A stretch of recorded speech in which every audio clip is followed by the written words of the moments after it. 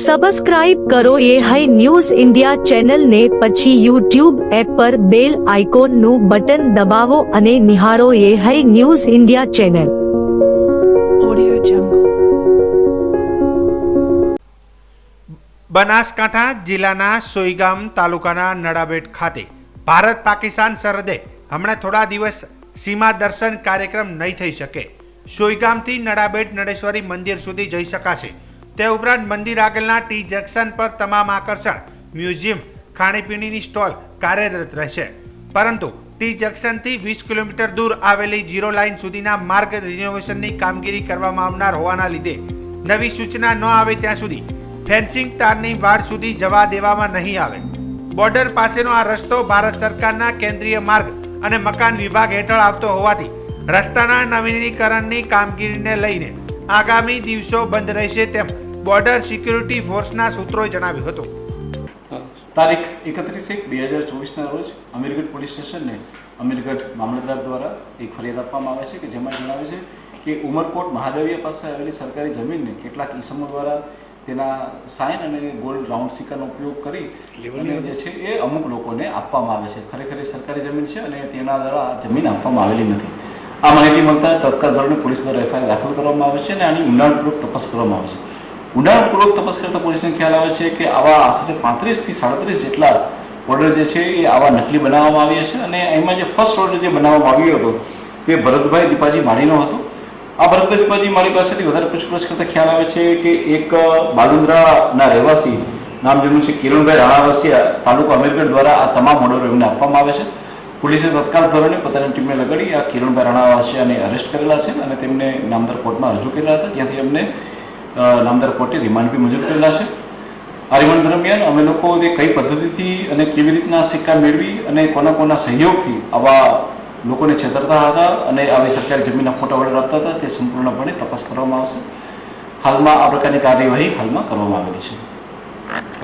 બનાસકાંઠા જિલ્લામાં અકસ્માતનો સિલસિલો યથાવત જોવા મળી રહ્યો છે, ત્યારે કાંકરેજ દિયોદર વચ્ચે એક આઈસર ટ્રક અને ખિલખિલાટ વાન વચ્ચે અકસ્માત સર્જાયો હતો, જેમાં દિયોદરના રૈયા ખિલખિલાટ વાન એક સગર્ભા મહિલાને દર્દીને થરા ખાતેથી લઈ પરત દિયોદર જઈ રહ્યા હતા।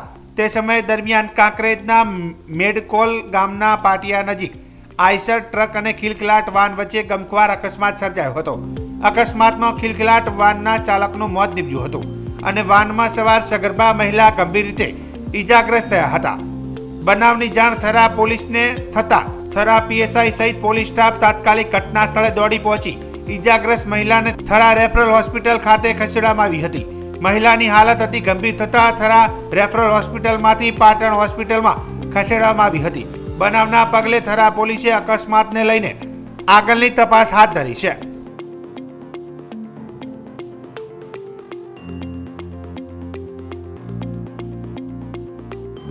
બનાસકાંઠા જિલ્લાના થરાદ તાલુકા મથકે થરાદ તાલુકા કોંગ્રેસ સમિતિ દ્વારા તાલુકાના ખેડૂતો અને જનતાની સમસ્યાઓને લઈને આજરોજ પ્રાંત કલેક્ટરને આવેદન આપી રજૂઆત કરવામાં આવી હતી, જેમાં વિવિધ માગણીઓ જેવી કે ખેતીની જમીન રીસર્વે કરવા, એરંડાના પાકમાં નુકસાનીનું સર્વે કરાયું છે જેનું ચૂકવણું કરવા, તાલુકાના 97 ગામોને સિંચાઈ માટે પાણી આપવા બજેટમાં જોગવાઈ કરવા, નીચાણવાળા વિસ્તારની જમીનમાં પાણી ભરાવાની સમસ્યાને લઈને સર્વે કરી સહાય ચૂકવવા, થરાદ સિવિલને મલ્ટીનેશનલ હોસ્પિટલ બનાવવામાં આવે, થરાદમાં જીઆઈડીસી આપવામાં આવે, શુદ્ધ પાણી પીવા માટે ફિલ્ટર પ્લાન્ટ બનાવવામાં આવે, રોડ રસ્તાના અધૂરા કામો પૂરા કરવામાં આવે, તાજેતરમાં રવિ પાકોમાં થયેલ મોલો મચ્છી લીધેલ થયેલ નુકસાનનું વળતર આપવા, પશુઓમાં રોગને લઈને ખેડૂતોના પશુઓના મોતનું સર્વે કરી વળતર આપવાની માંગ, થરાદ ધાનેરા રોડ પર સ્થાનિક લોકોને ટોલ નાકા પર ટેક્સમાંથી મુક્તિ આપવા સહિત અનેક રજૂઆત કરવામાં આવી હતી, જેમાં ખેડૂતો અને લોકોને તાત્કાલિક ધોરણે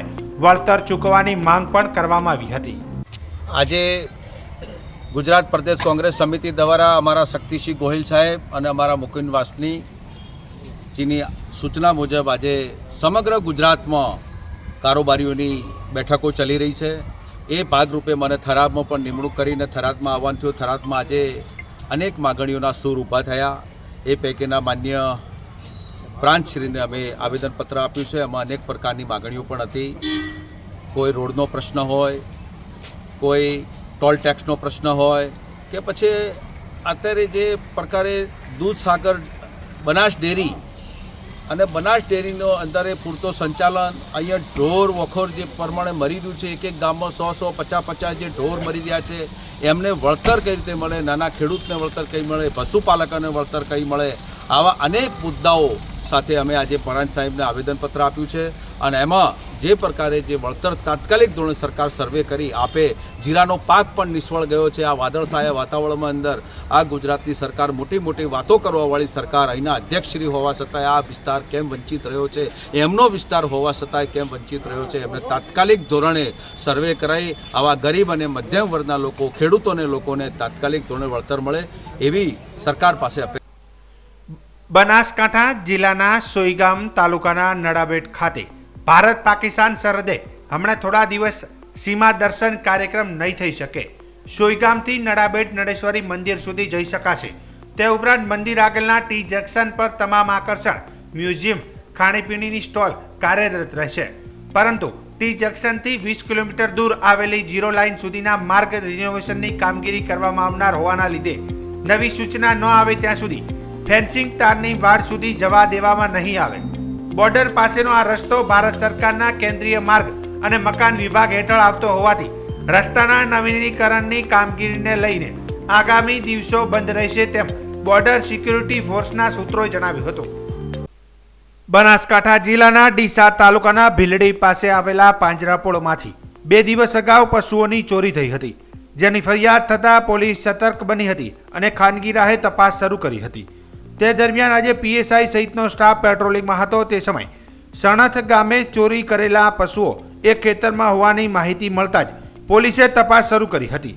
સણથ ગામે આવેલા શમસુદ્દીન આરબ ખાન બલોચના ખેતરે તપાસ કરતા ચોરીના ઉપયોગમાં લેવાયેલું જીપ ડાલું મળી આવ્યું હતું, જેથી પોલીસે શમસુદ્દીનની કડક પૂછપરછ કરતા ચોરેલા પશુઓ ખેતરમાં બાંધ્યા હોવાનું જણાવ્યું હતું. પોલીસે તરત જ 4 પશુઓને જીપ ડાલા સહિત 4.25 લાખ રૂપિયાનો મુદ્દામાલ જપ્ત કર્યો હતો. જ્યારે ચોરીમાં મદદરૂપ કરનાર અશરફ ખાન મેવે ખાન બલોચ અને નિયાઝ ખાન ઇસ્માઇલ ખાન બલોચ સહિત અન્ય ફરાર આરોપીઓની શોધખોળ પોલીસે હાથ ધરી છે.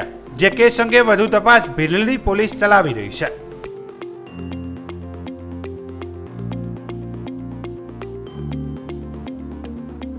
વિદ્યાર્થીઓના જ્ઞાન સમજણને કૌશલ્ય સાથે જુદી જુદી પ્રવૃત્તિઓ દ્વારા સ્થાનિક ઉદ્યોગો, કળા, સંસ્કૃતિ, જ્ઞાન, વિજ્ઞાન અને ટેકનોલોજી આધારિત સ્થાનિક ઔદ્યોગિક સંસ્થાઓના અનુભવો દ્વારા કૌશલ્યવર્ધન અને ભાવિ કારકિર્દી વધુ ઉજ્જવળ બને અને વિદ્યાર્થીઓને શૈક્ષણિક સમજણના કૌશલ્ય સાથે જોડવાનો તેમજ જુદા જુદા સ્થાનિક વ્યવસાયો અંતર્ગત વિદ્યાર્થીઓને જીવંત અનુભવો પૂરા પાડવાના હેતુથી બેગલેસ ડે કાર્યક્રમનું આયોજન વાવ તાલુકાના માલસણ પ્રાથમિક શાળા દ્વારા કરવામાં આવ્યું હતું.